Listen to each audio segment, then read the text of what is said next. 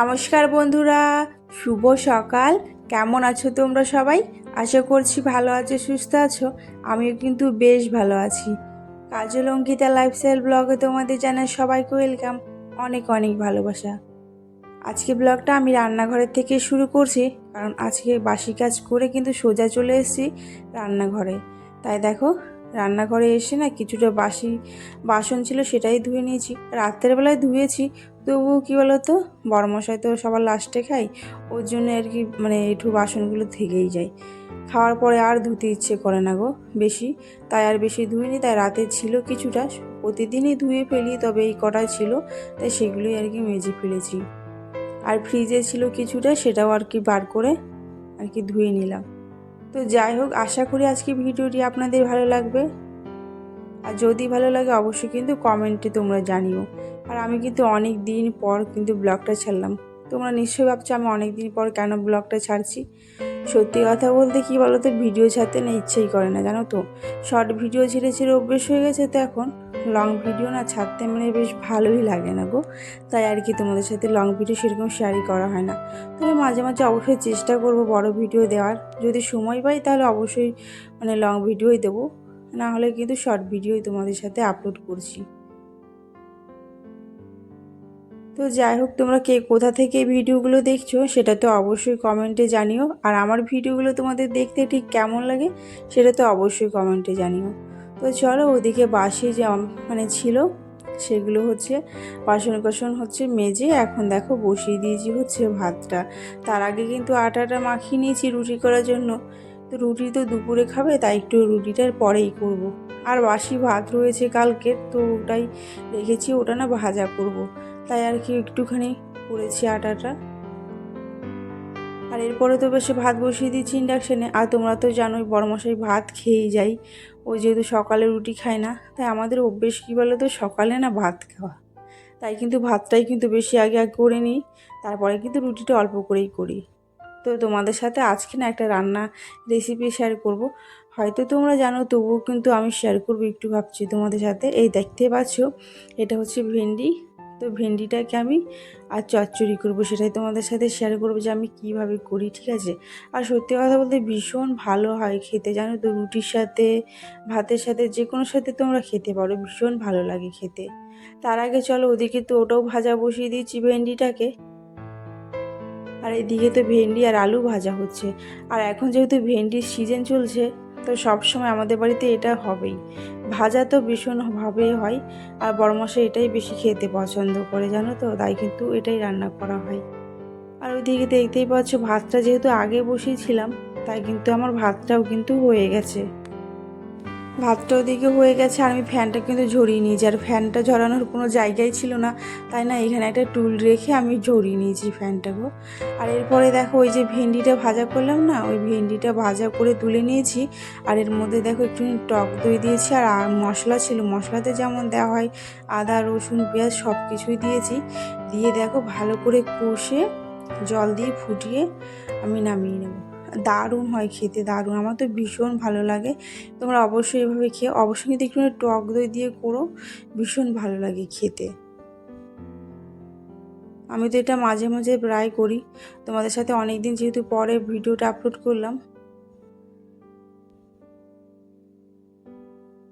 ঠিক আমি যে কি বলবো সেটাই বুঝতে পারছি না, জানো তো।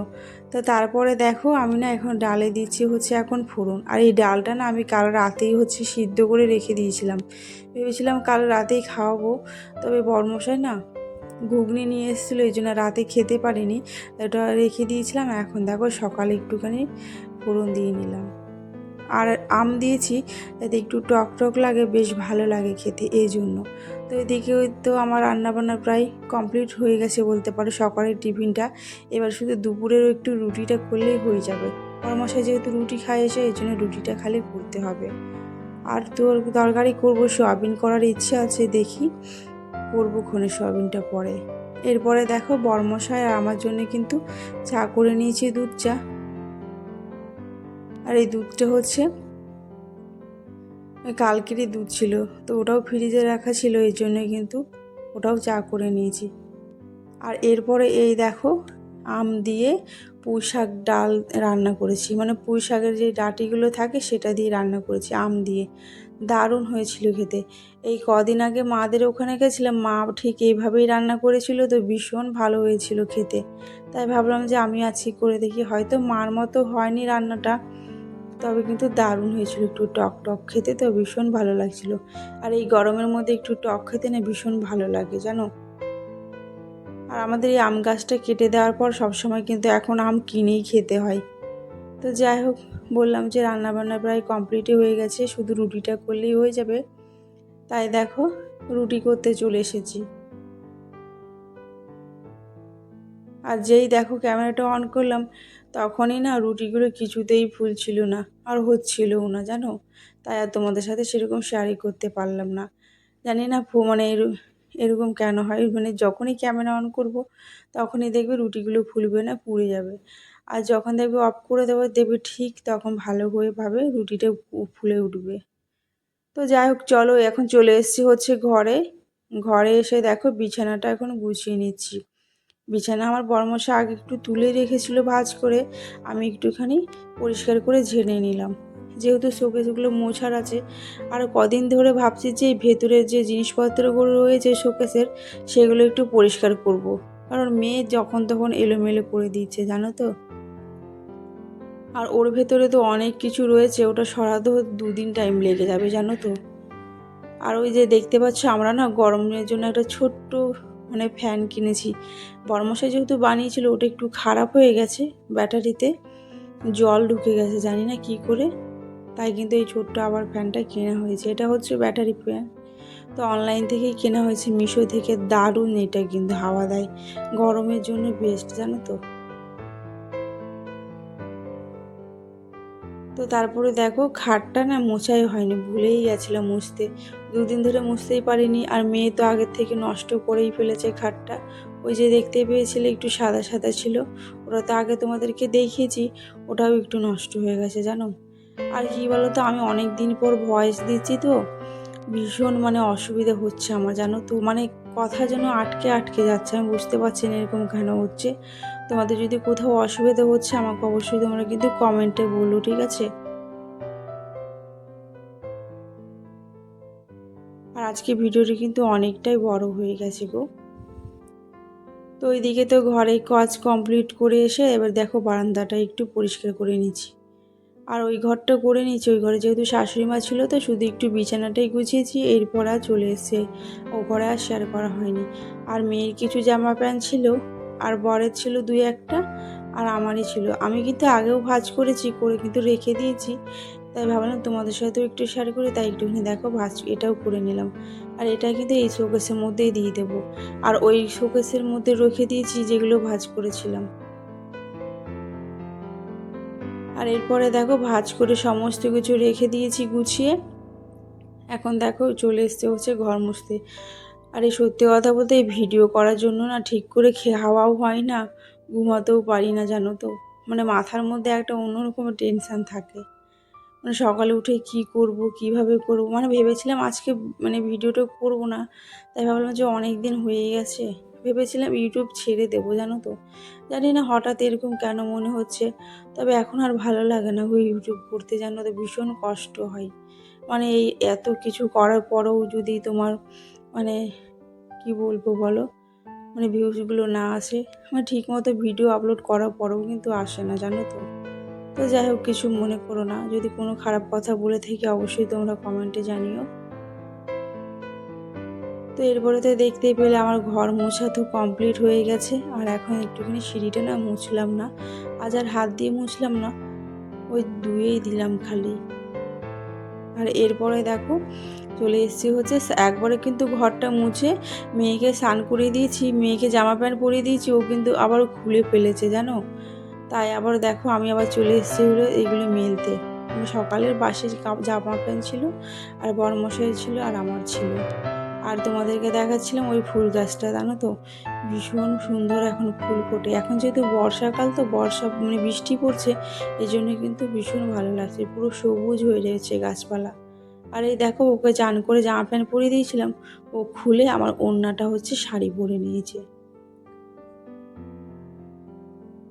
আর এরপরে দেখো পুজো দিয়ে দিয়েছি। পুজো দেওয়ার পরে কিন্তু এখন চলে এসেছে হচ্ছে রান্নাঘরে। দুপুরে খাবারটা খাওয়া হবে। সকালের টিফিন আমার খাওয়া হয়ে গেছে, আর এটা হচ্ছে দুপুরের ভিডিও। জানো তো, বললাম না দুপুরে এই ভিডিও করার জন্য খাওয়া দাওয়া ঠিক করে করতেই পারি না এই ভিডিওতেই, জানো তো। যাই হোক, তোমাদের সাথে সব কিছু তো আর সব দেখানো সম্ভব নয়, এই জন্যই আর কি বললাম। আর পাঁপড়গুলো না আগের দিন আমি বাজার থেকে কিনে এনেছিলাম, আর ভীষণ ভালো লাগে খেতে। এগুলো তো মাঝে মাঝে প্রায় আমি কিনে এনে খাই, জানো, ভাজা করে। আর এটা হচ্ছে আমাদের পাশের বাড়ি একজন কাঁঠাল দিয়ে গেছে, মানে এঁচড় দিয়ে গেছে, যে সেটাই আর কি। আর তোমাদেরকে বলেছিলাম না আমাদের বাড়িতে একটা নতুন সদস্য এসছে, তো এটাই হচ্ছে সেটা, জানো তো। মানে সত্যি কথা বলতে ফ্রিজটা কেনার অনেক দিনের ইচ্ছে ছিল, ফাইনালি কিন্তু ফ্রিজটা কিনেই ফেললাম। আর এটা হচ্ছে ডাবল ডোরের ফ্রিজ। তো আর তোমরা নিশ্চয়ই ভাবছো যে এগুলো কী। তো এটা হচ্ছে একটা মানে প্লাস্টিক রয়েছে এর মধ্যে। প্লাস্টিকটা এখনও খোলা হয়নি, কারণটা কী বলো তো, আমার মেয়ে রয়েছে, জায়ের মেয়েরা সব ছোট ছোট, তো ওরা বারবার এসেই মানে ঘষে যদি নোংরা করে দেয়, তাই আর কি প্লাস্টিকটা তুললাম না। ভাবলাম যে যতদিন থাকবে ঠিক এভাবেই থাক, পরে নয় তুলা দেওয়া যাবে, মানে তুলে ফেলবো। তাই কিন্তু ওরকম দেখা যাচ্ছে। কিন্তু ফ্রিজের কালারটা হচ্ছে পুরো বেগুনি কালার, মানে ঠিক বলতে পারবো না, বেগুনি নীল সব কিছু মিশিয়ে রয়েছে। তবে আমার ভীষণ পছন্দ হয়েছে, আর ইচ্ছেও ছিল যে ডাবল ডোরের ফ্রিজে নেওয়ার। তাই ওপরে তো দুটো রয়েছে, ওপরে তো আষ্ট জিনিস রাখি না, যেহেতু ফল টল রাখবো, তাই ওপরটা ফাঁকা রেখেছি। আর নিচেই কিন্তু সব মাংস মাছ সব কিছুই রাখবো। তো দেখতে পাচ্ছ এখানে যেগুলো থাকে ঠিক তেমনই। আর ফ্রিজটা না 1 সপ্তাহ আগে কেনা হয়েছে, তোমাদের সাথে আর সেরকম শেয়ার করা হয়নি, ভিডিও করা হয়নি, তাই তোমাদেরকে দেখানো হয়নি। আর এখানে মোট রয়েছে 4টে, আর নিচে একটা রয়েছে সবজি রাখার। আর এখানে কিন্তু আমি সবজিগুলো রেখেছি প্লাস্টিকের মধ্যে। তো কেমন লাগলো আমার এই ফ্রিজটা, আর আমার এই বাড়ির নতুন সদস্য কেমন হয়েছে অবশ্যই কমেন্টে জানিও। তো আজকে ভিডিওটা এটুকুই, দেখা হচ্ছে অন্য কোনো ভিডিওতে। তোমরা কিন্তু সবাই ভালো থেকো, সুস্থ থেকো, আর অবশ্যই কিন্তু চ্যানেলটাকে লাইক করে সাবস্ক্রাইব করে আমার পাশে থেকো। টাটা সবাইকে।